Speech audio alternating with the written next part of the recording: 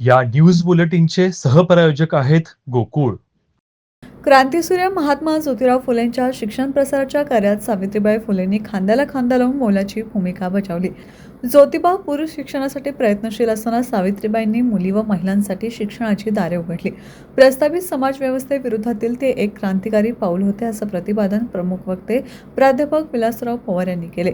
ते सावित्रीबाई फुले व्यासपीठ, निवृत्ती चौक, छत्रपती शिवाजी पेठ येथे आयोजित कार्यक्रमात बोलत होते. त्या काळात उच्चभ्रू ब्राह्मण समाजातील महिलांना व मुलींना शिक्षणाचा अधिकार नव्हता. फक्त मुलांनाच शिक्षणाची संधी होती. अशा परिस्थितीत सावित्रीबाई फुलेंकडून शिक्षण घेणाऱ्या ब्राह्मण मुली व महिला या शिक्षणाच्या प्रथम लाभार्थी ठरल्या असंही त्यांनी सांगितलं. कार्यक्रमाची सुरुवात छत्रपती शिवाजी महाराजांच्या पुतळ्यास पुष्पहार अर्पण करून करण्यात आली. कार्यक्रमाचं आयोजन महात्मा ज्योतिराव फुले सत्यशोधक समाजाचे संस्थापक अध्यक्ष महेश जाधव व उपाध्यक्ष राजाभाऊ मालेकर यांनी केले.